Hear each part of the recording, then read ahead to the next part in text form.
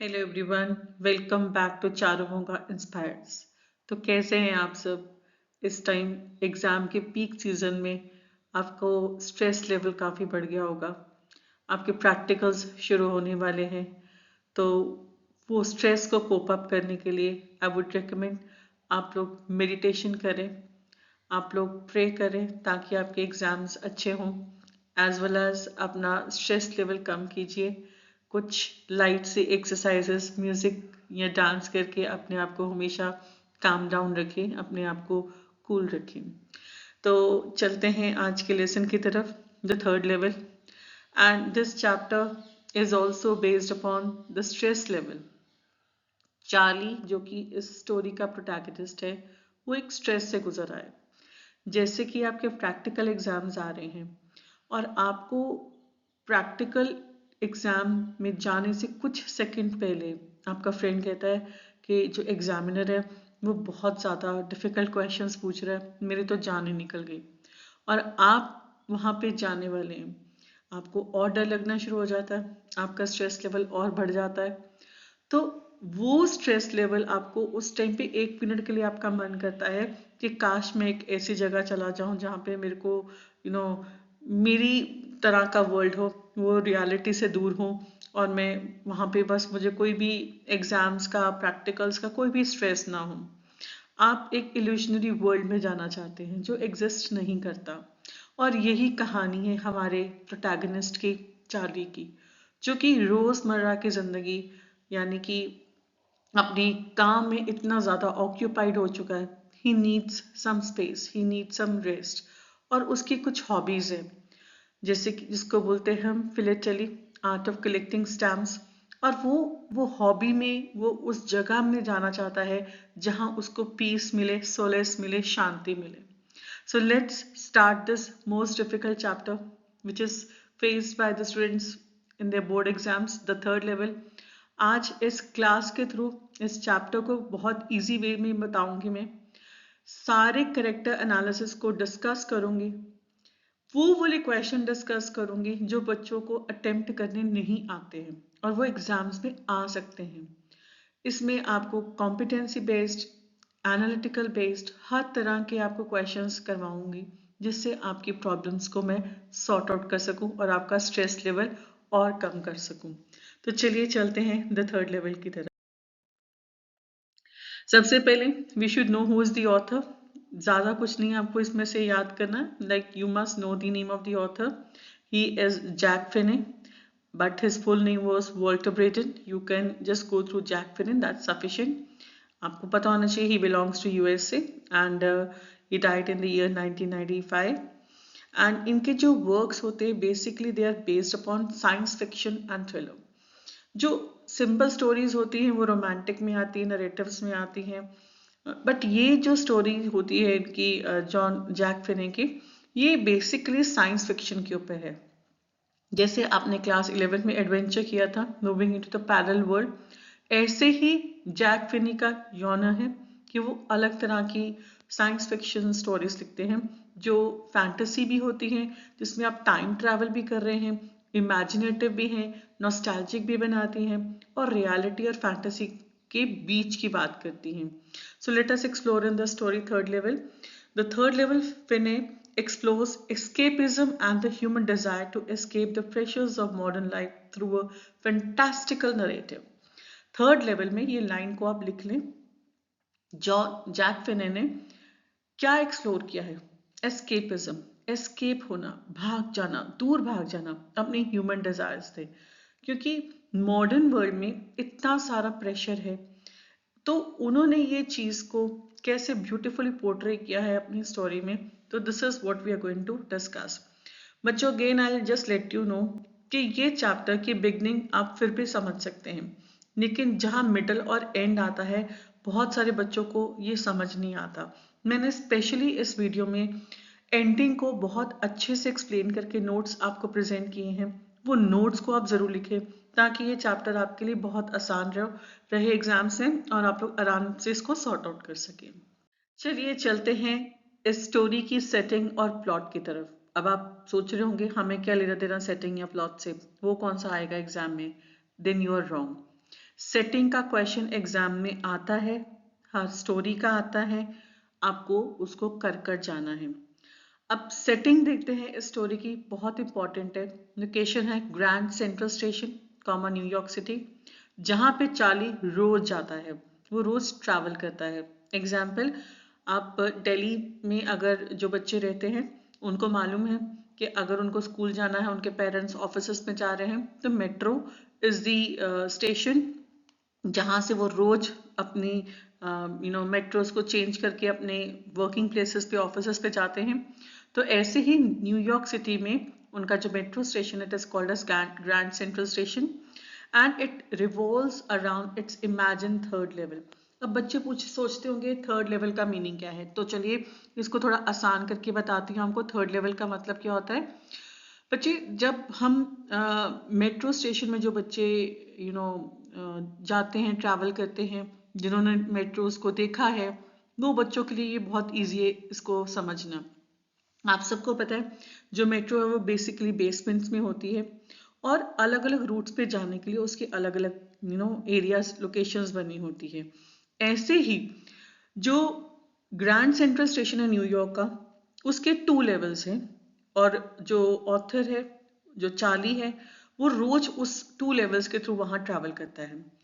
एक दिन उसको थर्ड लेवल नजर आता है जो एग्जिस्ट नहीं करता एंड उसके अकॉर्डिंगली थर्ड लेवल क्या रिप्रेजेंट करता है, अ डिफरेंट टाइम जोन, और वो 1884 में पहुंच जाता है। जैसे आप स्टेशन जाते हैं, इसको और इजी बनाती हूँ आपको समझने के लिए।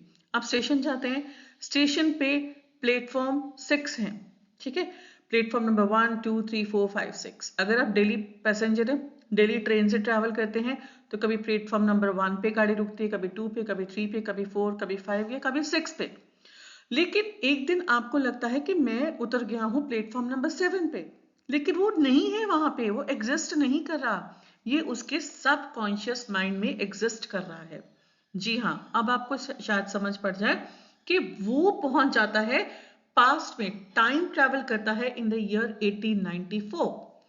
अब इसका प्लॉट क्या है, इसका इस चैप्टर का जो प्रोटैगनिस्ट है, प्रोटैगनिस्ट वर्ड को प्लीज नोट डाउन कर लें, ये क्वेश्चन में भी आ सकता है, कई बच्चों को नहीं पता होगा इसका meaning. The main character of the story is called as protagonist. Spellings को लर्न करें, प्रोटैगोनिस्ट, ओके, और उसका नाम क्या है, चार्ली। एज लर्न करें, he is a 31 year old man. जब भी हम किसी की एज को डिफाइन करते हैं, यहाँ पंक्चुएशंस को ध्यान में रखें, 31 hyphen year hyphen old man who accidentally discovers a mysterious third level at Grand Central Station। Accidentally, अचानक से, उसको नहीं पता है, उसने डिस्कवर कर लिया ग्रैंड सेंट्रल स्टेशन पे थर्ड लेवल जो एग्जिस्ट नहीं करता था। Unlike the regular 2 levels, the third level is depicted as a portal to the past, specifically to the year 1894। और यहाँ पे हमें ये बताया गया है कि 2 लेवल्स ऑलरेडी वहां पे एग्जिस्ट करते थे ग्रैंड सेंट्रल स्टेशन पे, लेकिन थर्ड लेवल को पोर्ट्रे किया गया, बनाया गया स्टोरी में। और वो कौन से ईयर का था, मींस पुराने टाइम के जैसे स्टेशंस होते थे उस टाइम का, 1894 का ये स्टेशन था। Charlie is fascinated by this discovery because the era represents a simpler, more peaceful time compared to the stresses and anxieties of modern life। अब चार्ली बहुत फैसिनेट होता है डिस्कवरी देख के, ओ माय गॉड ये तो कितना सुंदर है, बिकॉज उस टाइम के जो स्टेशन होते थे वो बहुत सिंपल होते थे। आजकल तो टेक्नोलॉजी ने कितने ज्यादा फैसिलिटीज प्रोवाइड कर दी है स्टेशन पे, लेकिन वो बहुत ही सिंपलर था। एडजेक्टिव्स नोट करें, simpler, second comes more peaceful, time compare to the stresses and anxieties of modern life. Time compare to the stresses and anxiety of modern life का मतलब है, जैसे आजकल अगर आप ट्रैवल कर रहे हैं थ्रू मेट्रो, तो वहां पे आपको लोग नजर आएंगे, उनके चेहरे पे खुशी नहीं, स्ट्रेस होता है, एंजाइटी होती है, क्योंकि उनको इतना लंबा सफर तय करके अपनी ऑफिस की लोकेशन में पहुंचना है, शाम को फिर वापस आना है। तो अगर आप उनके चेहरे देखेंगे तो उस पर बहुत खुशी नजर नहीं आएगी, एंड अगर वो ट्रैवल कर रहे होते हैं, all the time they are obsessed with their mobiles. सारा ध्यान उनका मोबाइल फोन में होगा। वो या तो अपना काम कर रहे होंगे या किसी से बात कर रहे होंगे टू ईज ऑफ देमसेल्व्स। अब यहाँ पे ऑथर हमें बता रहा है, he describes it as a period free from wars, tension and the complexities of contemporary living. ये सारे कीवर्ड्स इसको नोट डाउन कर लें, ये आपको आने चाहिए। इसमें ऑथर हमें क्या डिस्क्राइब कर रहा है, 1894 का एक ऐसा पीरियड है जहां ना ही कोई वॉर है, ना ही कोई टेंशन है किसी तरीके की, ना ही कोई कॉम्प्लेक्सिटी है आजकल के दुनिया को देखते हुए। Of the contemporary means same time period की कोई भी प्रॉब्लम्स नहीं एग्जिस्ट कर रही है। It is a very free period. Charlie decides to buy tickets to Galesburg, Illinois. Please note down, ये अगेन आपको लोकेशन लर्न करनी है, ये आएगी। चार्ली वहां जाता है ग्रैंड सेंट्रल स्टेशन के थर्ड लेवल पे जाके वो वहां पे टिकट बाय करता है। कहाँ की? गेल्सबर्ग, इलिनॉइस की। Illinois is in USA only for him and his wife.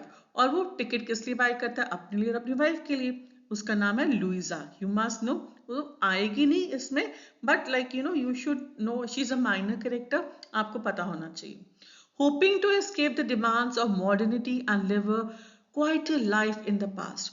अब वो दोनों हस्बैंड वाइफ क्यों टिकट बाय करता है अपनी वाइफ के लिए, लुइजा के लिए? क्योंकि वो मॉडर्न लाइफ की रोज की भागा दौड़ी से इतना परेशान हो चुका है that he wants to escape to a quieter life in the past में क्वाइट लाइफ की तरफ जाना चाहता है।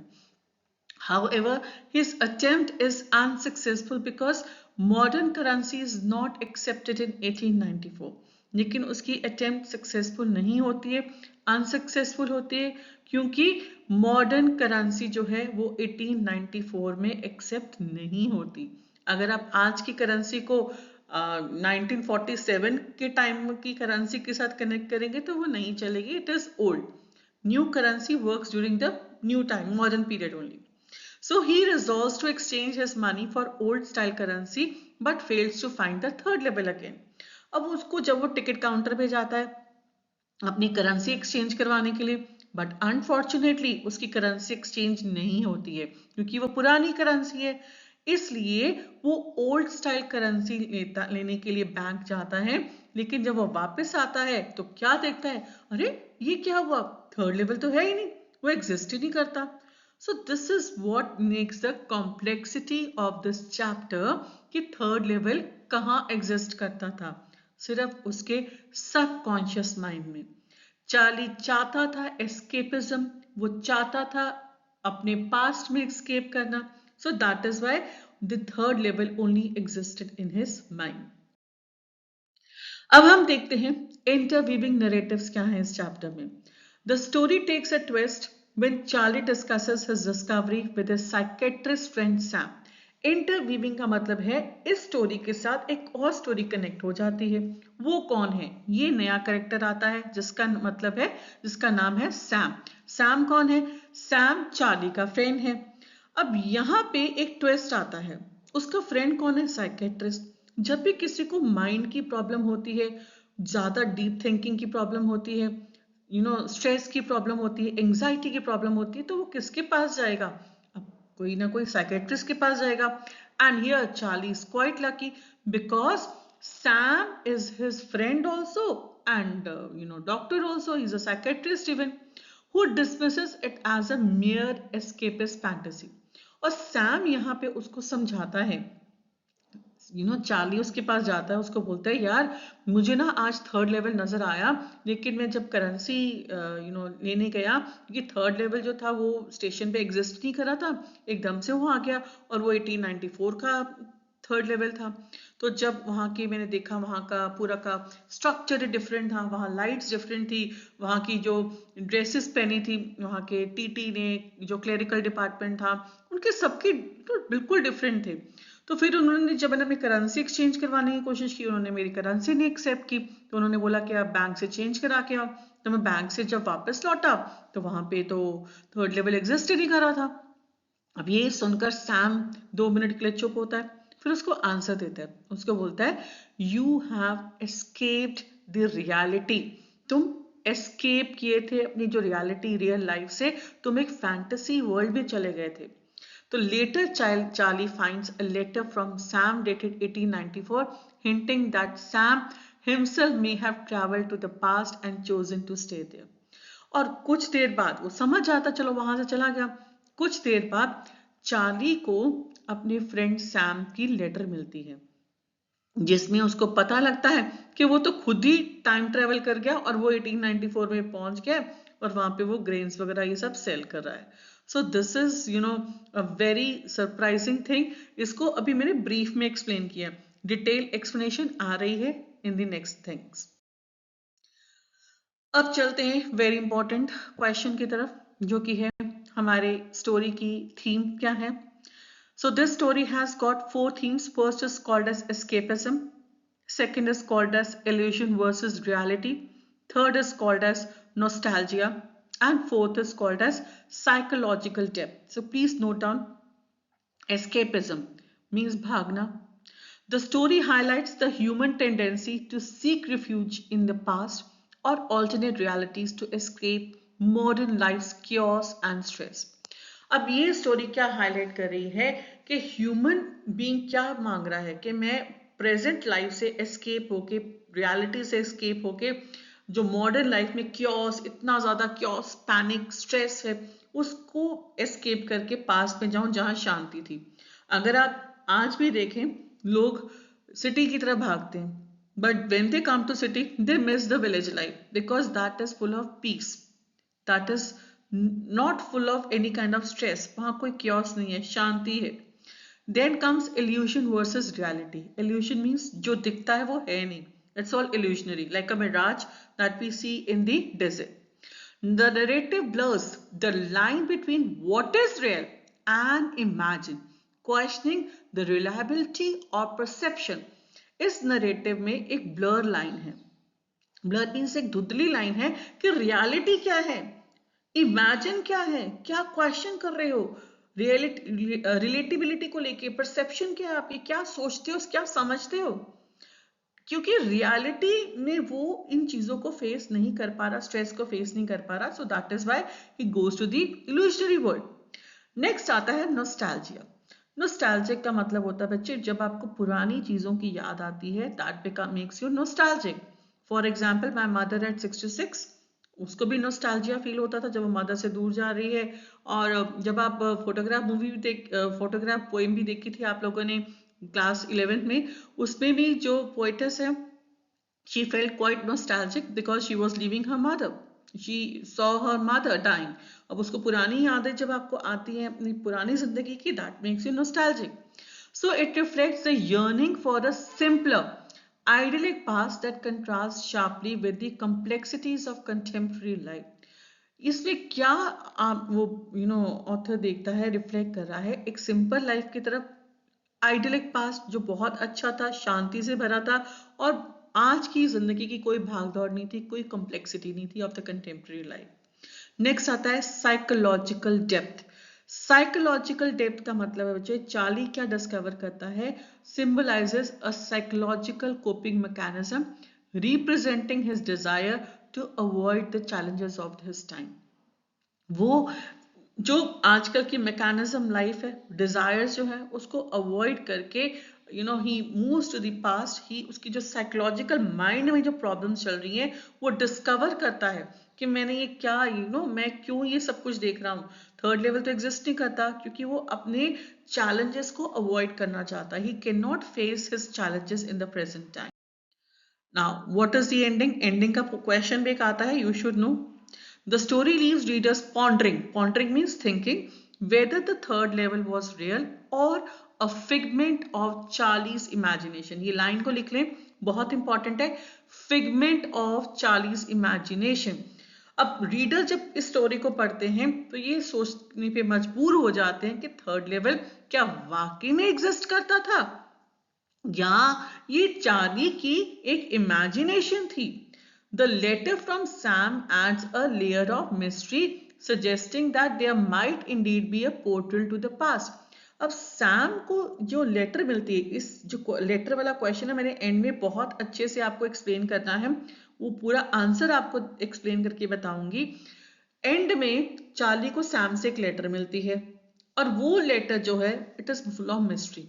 वो ये बता रही है क्या क्या दोनों जने पास पे जाना चाहते थे, दोनों का मकसद एक ही था। अब चलते हैं डिटेल्ड समरी की तरफ। अब यहाँ पे इसको वीडियो को ध्यान से वॉच करें, मैंने आपको बेसिक समझा दिया। अब हम पॉइंट बाय पॉइंट सब कुछ क्लियर करेंगे। The third level by Jack Finney is a thought provoking story. जो कीवर्ड्स हैं वोकैबुलरी उसको नोट करें। थॉट प्रोवोकिंग मीन्स आपको सोचने पे मजबूर करती है। That intervenes reality and fantasy. Intervenes connection होता है, किसको करती कनेक्टेड, रियलिटी क्या या फैंटेसी क्या है। Showcasing the human yearning to escape the stresses of modern life. इसमें क्या शोकेस कर रहे हैं कि ह्यूमन आजकल के टाइम पे मॉडर्न लाइफ को एस्केप करके भागना चाहता है टूवर्ड्स पीस। तभी हम देखते हैं बहुत सारे लोग आजकल माउंटेन्स की तरफ जाते हैं, बिकॉज शहर में उनको सिर्फ शोर शराबा ही नजर आता है। Now let's come to the introduction. The protagonist, Charlie, a 31-year-old resident of New York, stumbles upon an unusual phenomenon at Grand Central Station. जो प्रोटैगनिस्ट है चार्ली, एज 31, वो 30 जब न्यूयॉर्क स्टेशन पे जाता है तो एकदम से उसको एक अनयूजुअल चीज नजर आती है ग्रैंड सेंट्रल स्टेशन पे। वो क्या था? Charlie is an ordinary man who enjoys simple pleasures and has a deep seated longing for a more peaceful idyllic existence. Charlie एक बहुत ही साधारण सा इंसान है, उसको जिंदगी में मजा आता है सिंप्लिसिटी की तरफ, सिंपल प्लेजर्स की तरफ, और वो अपनी जिंदगी चाहता है कि वो पीसफुल बने, आइडियलिक बने। And the story begins with Charlie narrating his strange experience of discovering a third level. Story begin होती है जब चार्ली नरेट कर रहा है एक स्ट्रेंज एक्सपीरियंस, किसकी तरफ, जब वो थर्ड लेवल को डिस्कवर करता है at the train station which seems to defy the structure of the station. और यहाँ पे उसको लगता है कि एक उसका थर्ड लेवल का उसने कभी स्ट्रक्चर देखा था तो उसको लगता है शायद थर्ड लेवल बन गया है और आज मुझे वहां से ही ट्रैवल करना है। So there is no reality, एक एक्सचेंज एक्सपीरियंस है उसको थर्ड लेवल का नजर आता है। Now let's come to the next one, discovery of the third level. Charlie explains that Grand Central Station officially has two levels.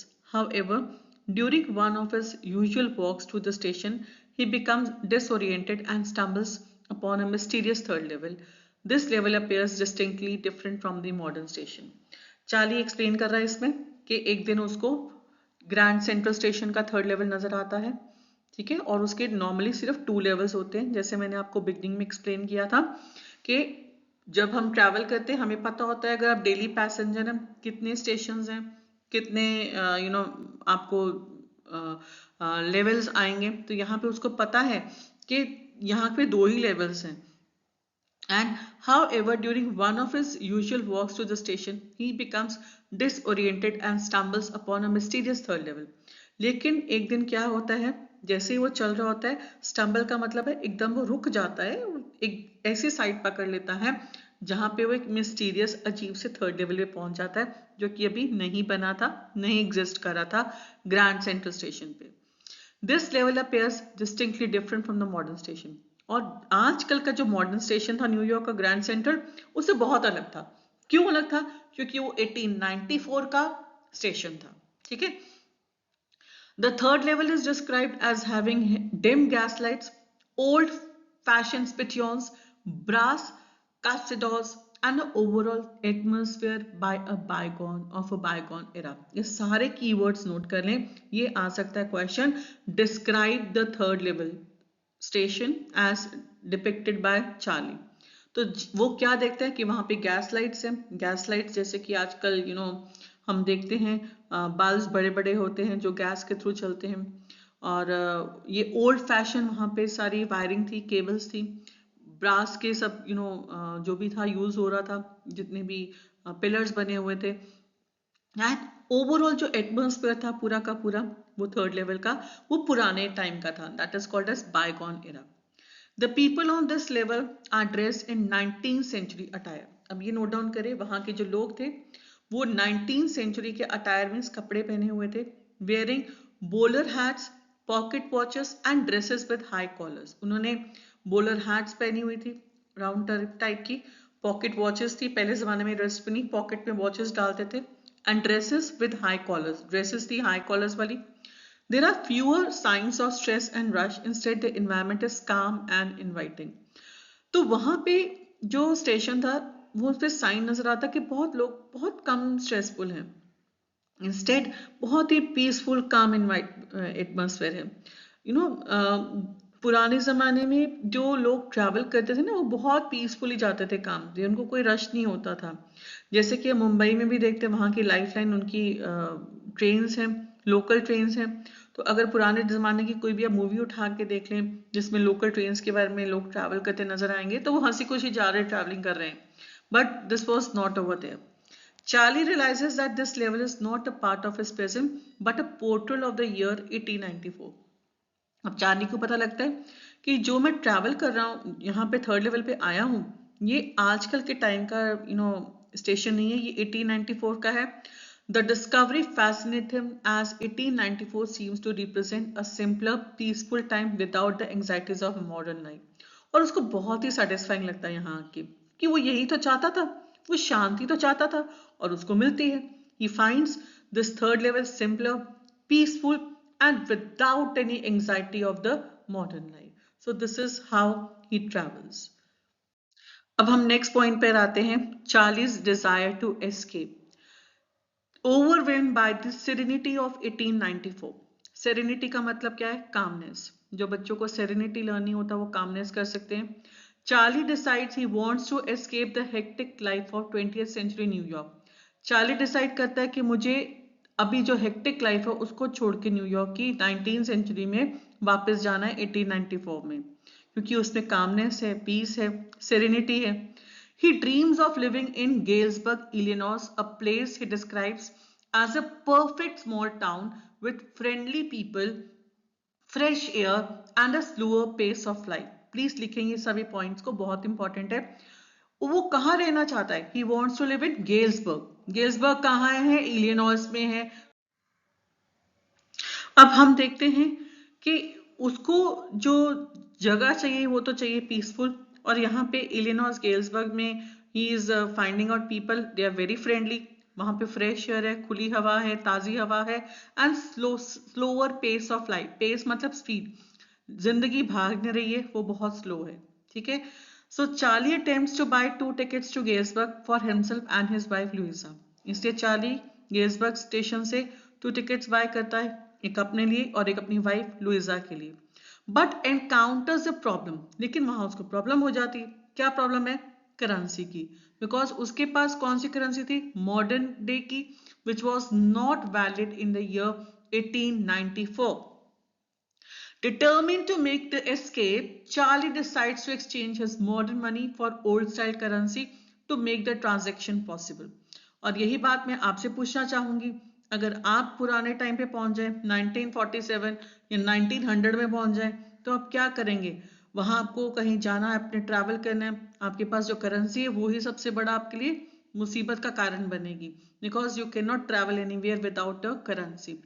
तो वो भी ट्रांजैक्शन के लिए जाता है, ओल्ड स्टाइल करेंसी लेने के लिए जाता है बैंक में, और वो चाहता है कि क्योंकि वो ट्रैवल करना चाहता था. तो लेट्स सी क्या होता है. The psychiatrist's perspective. When Charlie narrates his discovery to his friends, including his psychiatrist, the latter dismisses the idea as a figment of Charlie's imagination. अब इस दरमियान क्या होता है कि वो जब वापस आता है तो थर्ड लेवल एग्जिस्ट ही नहीं करता. करेंसी लेकर जब बैंक से वापस आता है तो देखता है थर्ड लेवल तो है ही नहीं, वहां तो 2 लेवल एग्जिस्ट करते हैं. इतना हैरान परेशान वो क्या करता है? He goes to his psychiatrist friend whose name is Sam. अब वो सैम के पास जाता है, उसको सब कुछ ये बताता है कि क्या क्या हुआ उसके साथ में थर्ड लेवल स्टेशन पे. अब सैम उसको बताता है कि जो भी तुमने देखा थर्ड लेवल के बारे में, दैट इज जस्ट, इसको लैंग्वेज को नोट डाउन करें, it is the figment of your imagination. The psychiatrist attributes it to Charlie's subconscious mind trying to escape the stress and uncertainty of modern life. अब यहाँ पे psychiatrist जो है Sam उसको बोलता है ये तुम्हारे सबकॉन्शियस माइंड में चल रहा है. सबकॉन्शियस माइंड में क्या क्या होता है? जब हम सोचते हैं कि यार काश मुझे ये मिल जाए, मेरे साथ ये हो जाए, और वो नहीं हो पाता, लेकिन आप जब सो रहे हैं वो चीजें फुलफिल हो जाती हैं, उसको बोलते हैं सबकॉन्शियस माइंड. वो चाहता था ना एस्केप होना, पास्ट में, और वो रियलिटी में नहीं हो पा रहा था, लेकिन सबकॉन्शियस माइंड में वो हो जाता है, क्योंकि वो एस्केप होना चाहता था from the stress of the modern life. अब according to psychiatrist, Charlie's experience is a psychological coping mechanism, a form of escapism born out of his dissatisfaction with the present. जो बात मैंने आपको भी बताई कि सैम ने भी यही चीज बोली कि तुम जो ये तुम्हारे साथ ये साइकोलॉजिकली सब कुछ इसलिए हुआ है क्योंकि तुम इतने स्ट्रेसफुल हो चुके हो, इतने डिससैटिस्फाइड हो अपनी लाइफ से प्रेजेंट टाइम में, इसलिए तुम जो कुछ देख कर आए हो वो सारा तुम्हारे सबकॉन्शियस माइंड में चल रहा था. However, Charlie remains unconvinced and continues to believe in the reality of third level. लेकिन क्या करें, चार्ली मॉडर्न टाइम का बंदा हुआ, वो साइकेट्रिस्ट फ्रेंड की बात से कन्विंस नहीं हो पाता, इज अनकन्विंस्ड, एंड वो कहता है कि नहीं, मेरा साइकेट्रिस्ट फ्रेंड गलत है, सैम गलत है, मैं तो रियलिटी में होकर आया हूँ थर्ड लेवल पे, वो तो एग्जिस्ट करता है, ऐसा कैसे हुआ कि वो एग्जिस्ट नहीं कर रहा, ऐसे कैसे हो सकता है कि ये मेरे सबकॉन्शियस माइंड में चल रहा था. अब यहाँ पे होता है ट्विस्ट ऑफ सैम्स लेटर. ये प्लीज नोट डाउन करें, ये बहुत इंपॉर्टेंट है. The story takes a surprising turn when Charlie finds an old letter in his stamp collection. अब स्टोरी में एक टर्न आता है, ट्विस्ट, बड़ा जबरदस्त ट्विस्ट आता है. चार्ली को एक पुरानी लेटर मिलती है, ओके, उस पर स्टैम्प लगी थी, और जो लेटर थी, डेट क्या थी, जुलाई 1894. प्लीज नोट डाउन करें. और ये लेटर किसने लिखी थी, साइकेट्रिस्ट फ्रेंड सैम ने. In the letter, Sam reveals that he too discovered the third level and decided to stay in 1894. वाह वाह, मजे की बात, मजे की बात. सैम ने उस लेटर में क्या लिखा है कि मुझे भी यार थर्ड लेवल मिल गया है चार्ली, और मैंने सोचा है कि मैं 1894 में ही रहूंगा. है ये चार्ली ने कहा, ये क्या हो गया. He describes the simplicity and peace of Galesburg in 1894. और सैम उस लेटर में बता रहा है चार्ली को कि 1894 मैं ईयर में रह रहा हूँ और गेल्सबर्ग में हूँ, वो बहुत ही प्यारा सी जगह है, बहुत सिंप्लिसिटी है वहाँ, बहुत शांति है, सुकून है. Urging Charlie to join him if he can find the third level again. और कहता है ठीक है, अगर तुम्हें थर्ड लेवल नजर आया ना कभी, तो प्लीज तुम मेरे पास 1894 में थर्ड लेवल में आ जाना, छोड़ना मत ये मौका. This discovery leaves Charlie both baffled and hopeful. Baffled means surprised. और ये डिस्कवरी से चार्ली इतना ज्यादा हैरान हो जाता है, सरप्राइज हो जाता है, और एक आशा भी होती है कि मैं भी अपने फ्रेंड की तरह 1894 में एक पीसफुल लाइफ को जीऊंगा. He begins to wonder if the third level truly exists or it is a merely an elaborate manifestation of imagination. अब वो ये सोच रहा है कि जो मुझे सामने कहा था कि वाक्य में ये ट्रूली एग्जिस्ट कर रहा है, या ये एक मैनिफेस्टेशन है. Manifestation means what you think you get it. उसने मैनिफेस्ट किया था कि मुझे थर्ड लेवल मुझे गेल्सबर्ग जाना है, मुझे पीसफुल लाइफ में जाना है, स्ट्रेस फ्री लाइफ में जाना है, और उसको मिल गया. तो वो कहता है कि क्या ये मेरी मैनिफेस्टेशन तो नहीं है. अब लेटर एंड सैम्स एस्केप की तरफ पहुंचते हैं. Content of the letter, Charlie discovers a surprising letter, जो मैंने आपको बताया, जिसमें कि उसने एड्रेस किया था. इट वाज किस पे लिखी हुई थी, ये लिख लें, ओल्ड स्टाइल येलो पेपर, और डेट थी जुलाई 18, 1894. This point also have discussed. In this he had address by none other than his psychiatrist friend Sam. और इसमें सैम ने लिखी थी, दोबारा से मैं आपको बता रही हूँ ताकि आप ये सारे पॉइंट्स को इलेबोरेट वे में इस तरीके से भी लिखना चाहे तो आप लिख सकते हैं, जिसने भी लिखना है. Sam's account of third level. Sam explains he too found the third level, जो मैं आपको बताया, of Grand Central Station, and after discovering it, he decided to stay there till 1894 permanently. वो हमेशा के लिए वहां रहेगा. He describes the beauty, serenity of Galesburg, Illinois during that time, a place untouched by the complexities and stress of the modern world. ये same points को repeat किया है यहाँ पे ताकि आप आंसर्स की फॉर्म में ये लिख लें कि what did Sam write in his letter. तो ये content of the letter is given in Sam's account of the third level. ये सारे पॉइंट्स लिख लें इलेबोरेटेड फॉर्म में. एंड इन्विटेशन टू ज्वाइन, ये भी लिखें आप जरूर. Sam writes enthusiastically about his new life in 1894 and encourages Charlie to find the third level again so he and his wife Louisa can join him in the idyllic past. Reassures Charlie that 1894 is a perfect place to live, far away from the troubles of the present. और Sam इस letter में उसको ये भी बता रहा है कि अपने आना हो तो अपनी वाइफ लीजा के साथ वहां पे आओ। And 1894 is a perfect place, it's a perfect place. Idyllic past से तुम जुड़ो, you can live away from the troublesome present, जो तुम प्रॉब्लम्स फेस कर रहे हो प्रेजेंट लाइफ में, तुम उनको एस्केप करके पास्ट में आ जाओ। How and why did Sam escape to 1894? ये क्वेश्चन आपको आता है एग्जाम में, तो हम कैसे लिखेंगे? Sam like Charlie yearned for a simpler and more peaceful life. ये आंसर हुआ आपका, जो मैंने आपको बोला था बच्चों को यही फॉर्म क्वेश्चन को समझने में दिक्कत आती है, मुश्किल आती है, तो you can write in this form.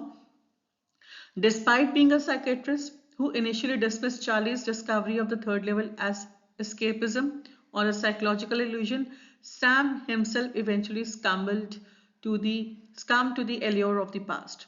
The pressures and anxieties of modern life likely became overwhelming from him.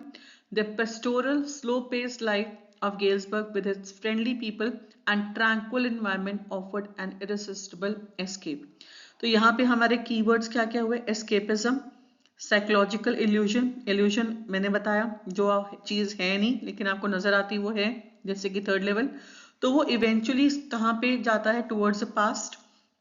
यहाँ पे और वो क्यों जाता है, रीजन क्या था? नंबर वन रीजन, क्योंकि आजकल जो क्वेश्चंस आ रहे हैं उसमें गिवन होता है गिव 2 रीजंस, गिव 3 रीजंस, तो ये दोनों रीजंस मैंने यहाँ मेंशन किए, इसको नोट करें। Pressure and anxieties of modern life likely became, वो हावी हो रहे थे उसके ऊपर, that is why it's written as overwhelming for him. Second point है the pastoral, जो लोग villages में रहते हैं उनकी लाइफ को हम pastoral लाइफ कहते हैं। स्लो प्लेस लाइफ, स्लो धीमी चलने गति से चलने वाली जिंदगी इन Galesburg with its friendly people and tranquil means peaceful environment offered an irresistible escape। इससे इतना tranquil means peaceful environment था जिसकी वजह से वो इतनी चीजें गेल्सबर्ग उसको ऑफर कर रहा था, that is why he went away from New York to Galesburg. Next question आ सकता है आपको एग्जाम में, हाउ डिड ही एस्केप? वो कैसे एस्केप हुआ? Sam found the third level of grand central station just as Charlie had. Sam को grand central station मिल गया जैसे कि चार्ली को मिला। Unlikely Charlie, Sam succeeded in transitioning fully into the past. He not only adapted to life in 1894 but also embraced it wholeheartedly.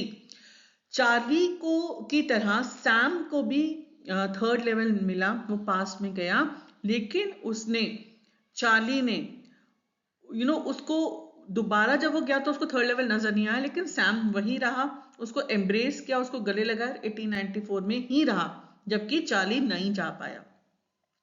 His expertise in human psychology might have helped him recognize and act upon longing for peace and simplicity. और Sam के लिए क्यों possible था, क्यों Charlie के लिए impossible था? इसका आंसर पॉइंट नंबर 3 में है, क्योंकि वो एक साइकेट्रिस्ट था, ह्यूमन साइकेट्रिस्ट, जो कि एक्सपर्ट था उस चीज, ये एक्सपर्टीज ने उसको हेल्प किया कि वो रिकॉग्नाइज कर पा रहा था कि उसको क्या चाहिए, पीस चाहिए, शांति चाहिए, ट्रैंक्वालिटी, ये वर्ड को लर्न करें, ट्रैंक्वालिटी मींस पीस, और उस पीस की शांति पाने के लिए, उस शांति को पाने के लिए उसको तरीका मालूम था कि वो पास में कैसे जा सकता था, इसलिए वो पहुंच गया और चार्ली वहां नहीं पहुंच पाया। अब हम चलते हैं आयरनी ऑफ द सिचुएशन की तरफ। Sam's letter is deeply ironic, ये आ सकता है question, because he was the one who initially dismissed the idea of third level and attributed it to Charlie's imagination.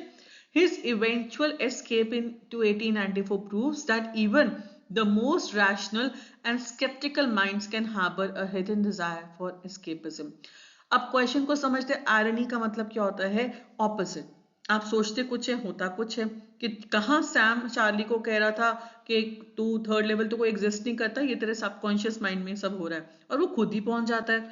तो ये हमें ये बताता है कि ये प्रूव कर रहा है स्टोरी में कि जब आप चीजों को रैशनल तरीके से, लॉजिकल तरीके से देखते हैं, स्केप्टिकल मीन्स डाउटफुल माइंड्स के थ्रू देखते हैं, तो आप वाकई में एस्केप होते हैं अपने डिजायर से, आप रियलिटी की तरफ पहुंच जाते हैं।